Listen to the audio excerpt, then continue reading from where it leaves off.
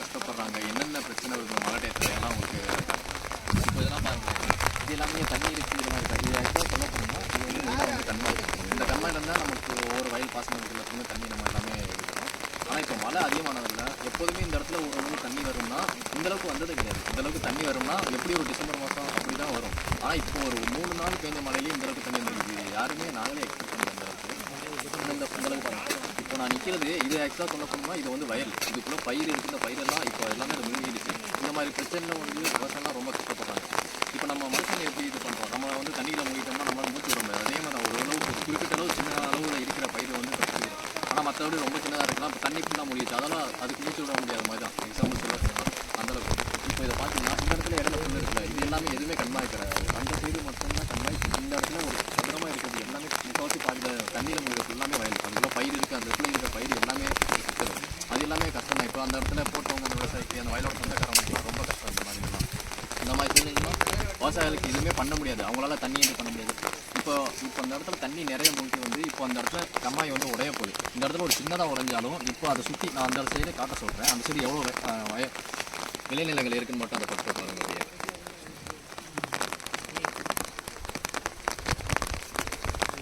வயல் கம்மாய் இல்லை, அது வயல் இல்லை, அது வயலுக்குள்ள இறங்கி காட்டலாம். நீங்கள் அதை பார்த்துட்டீங்கன்னு நினைக்கிறேன். இப்போ அந்த கண்மாய் இதெல்லாம் உடஞ்சிச்சுன்னா இந்த தண்ணி எல்லாம் இப்போ இந்த விளைநிலங்களை அமைக்கிருக்கும். இதே மாதிரி இந்த கண்மாய் இந்த சைடு உடஞ்சிச்சுன்னா இந்த சைடு இருக்கிற எல்லாமே எல்லா நெல் பயிர் எல்லாமே மூழ்கிடும். அப்போ அந்த இடத்துல விவசாயிக்கு ரொம்ப கஷ்டம். அதனால் என்ன பண்ணணும், நம்மளோட பக்கத்தில் இருக்கிறவங்க எல்லாருமே நம்ம ஃப்ரெண்ட்ஸ் நம்ம மக்கள் எல்லாரும் சேர்ந்து என்ன பண்ணுறாங்கன்னா நம்மளால் முடிஞ்ச அளவு மண்வெட்டியை வச்சு அந்த மண்ணை வந்து அடைக்கிறாங்க. ஏன்னா இதில் வந்து பெரிய பிரச்சனை என்னன்னா, இப்போது இந்த மண்வெட்டியில் அடைக்கிறது இன்னும் நைட்டு பெரிய மழையோட வரலாம். அப்போ இதை உடச்சிட்டு போகிறதுக்கு வாய்ப்பு இருக்குது. ஆனால் நம்மளால் முடிஞ்சது இதை அந்த அளவு பண்ண முடியும். நம்மளாலே இந்த பக்கம் ஒரு ஜேசிபி வச்சு வர முடியாது. ஏன்னா எல்லாமே ஒரு சாதாரண நிலமாக இருந்தால் பரவாயில்ல, எல்லாமே விளைநிலம். அதுக்குள்ளே நம்மளால் ஜேசிபியும் கொண்டு வர முடியாது. அப்படிங்கிறப்போ நம்மளால் முடிஞ்ச அளவு மண்வெட்டி வச்சு தான் பண்ண முடியும். முடிஞ்சளவு நம்மளால் போடுறோம். ஸோ நல்லா இருந்துச்சுன்னா நம்மளுக்கு நல்லது, இல்லாட்டா ரொம்ப கஷ்டம் விவசாயிகளுக்கு. இப்போ இங்கே பார்த்தீங்கன்னா இந்த இடத்துல உங்களுக்கு சின்னதாக மூழ்கி இருக்கு. அதுவே அந்த சைடு பார்த்தீங்கன்னா நிறைய இடங்கள் மூழ்கிடுச்சு. அதை வந்து எப்படின்னா நான் முடிஞ்சளவு அந்த சைடு போய் உங்களுக்கு காட்டுறேன். நன்றி. நான் அப்புறம் பேலன்ஸ் வந்து அப்போ நான் காட்டுறேன்.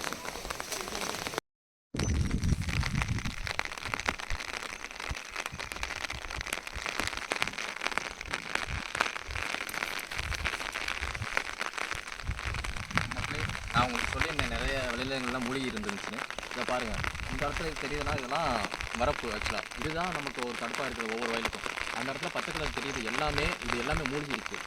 சொல்லணும்னா இதுக்குள்ளே ஃபுல்லாமே பயிர் இருக்குது. உங்களுக்கு எக்ஸாம்பிள் இதை காட்டுங்க. இதை பாருங்கள் எந்த அளவுக்கு இருக்குன்னு. சொல்லப்போனால் இந்த பயிருக்கு வந்து இது கழுத்தளவு இருக்கிற மாதிரி அப்படி தான். இங்கே பாருங்கள் இது எவ்வளோ மூழ்கி இருக்கோ இதே மாதிரி தான் உள்ளே எல்லாமே மூழ்கி இருக்குது. நான் உங்களுக்கு வந்து அந்த சைடு இன்னும் எவ்வளோ விளைநிலங்கள் மூழ்கி இருக்குன்னு சொல்கிறேன்னு சொன்னேன். ஸோ அதை நம்ம காட்டுறதுக்காக தான் நம்ம அந்த சைடு போயிட்டுருக்கோம். நான் வாங்க காட்டுறேன்.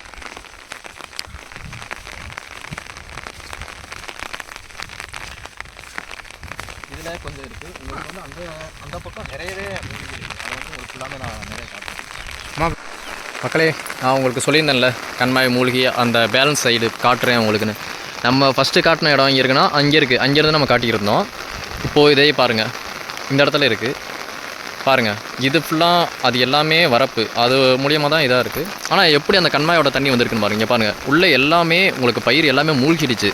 ஒரு குறிப்பிட்ட நாளுக்கு அப்புறம் எல்லாமே பழையும். இங்கேருந்து தெரியுதா உங்களுக்கு எத்தனை விவசாய நிலங்கள் வந்து உங்களுக்கு தண்ணியில் மூழ்கி இருக்குது. அந்த பனைமரம் வரைக்குமே உங்களுக்கு தெரியும். அந்த பனைமரம் வரைக்குமே அங்கேயே உங்களுக்கு தெரியும் எவ்வளோ விவசாய நிலம் மூழ்கி இருக்குது பாருங்கள்.